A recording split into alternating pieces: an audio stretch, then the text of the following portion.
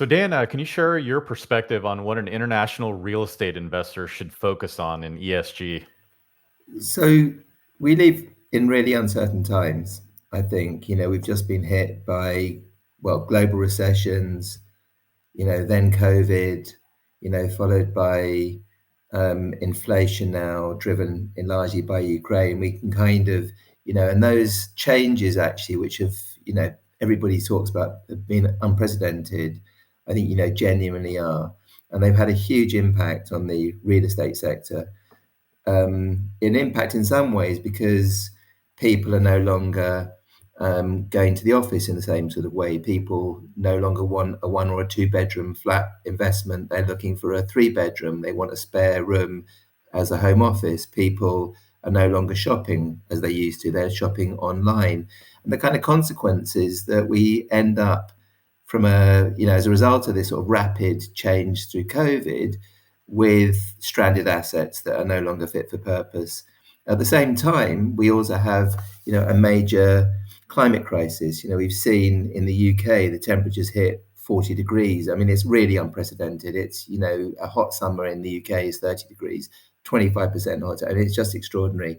It means that many buildings are not fit, to live in. They're not habitable. They overheat. They have single aspect. We don't have built-in shutters in the way they do all over sort of Europe. We have, you see in Pakistan at the moment, if you're an investor in Bangladesh, you're an investor in factories, in logistics sheds, in, around the world, you're finding that, you can't, that your assets are being hit by unprecedented drought, by fires in California, by, drought in the, we've got the biggest drought in over 300 years in the UK, floods in Pakistan, and we're sort of seeing this happen more and more. And I think what was really interesting, I was at the COP26, summit back in November. Mark Carney, as part of the Glasgow Finance Alliance, identified with other major bankers around the world and the private sector that we needed to invest about 130 trillion in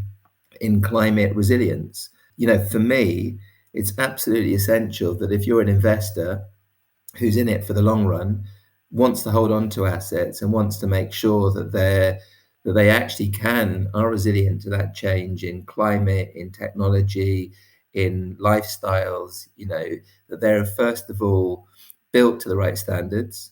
And that's fundamentally part of the sort of the E component of the ESG, that actually they also deliver social value, fundamentally part of the sort of the S component, and that you're managing your estate in the best way possible. And what's fascinating is that I'm now doing a very big project in a part of London with, the biggest industrial park in London, Park Royal, with lots of big asset owners, BlackRock, Hermes, Aberdeen, Segro, Prologis, etc., who are really interested in and recognise for the first time that having high performing, highly energy efficient buildings with PV on their roofs that can provide the majority of their power not only makes good social sense and climate sense, it also pays.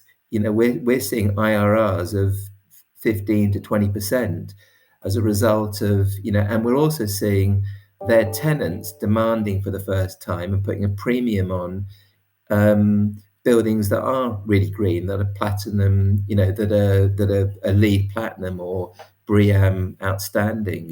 People want to be seen to be doing that. I'm working with 5 data centers at the moment. These are huge buildings that require 25 megawatts of power each. And they've got operators, many of them the big operators, who are running all of their kit, and they want those power plants to be those data centers to be carbon neutral. So they want the developers of those assets to deliver, really highly technologically sophisticated, but really good low zero carbon buildings. And so, one of the projects we're doing with the asset owners and the developers is to look at how we can take the waste heat, which is contributing to the urban heat island effect, which is being amplified anyway by the temperatures we're getting, by the heat wave. We're looking to take that heat, and yet we're talking about megawatts of heat, and put it through a network with an asset developer, an infrastructure asset developer, a heat network, to supply carbon-free heat to 25,000 homes, 2 hospitals, a prison, and all sorts of assets. And what's fantastic about that project is that suddenly data centers, which become a bit of a pariah because they're seen to be sort of taking power away from communities, they put heat back in, nobody really wants these huge buildings, are suddenly demonstrating, no, they're part of a solution. They're thinking completely differently. They're looking after our futures. They're beginning to think about some of these issues in a much more creative way. And in a way, in the end, I think that if we're going to deliver the sort of win-win-win we all want, the kind of environmental, social, governance win that we all want, we have to take sustainability really seriously.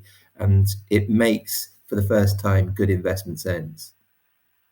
Well, thanks, Dan. You bring up a great point on there's a real practical return on sustainability. And so thank you for sharing that with us today. Pleasure.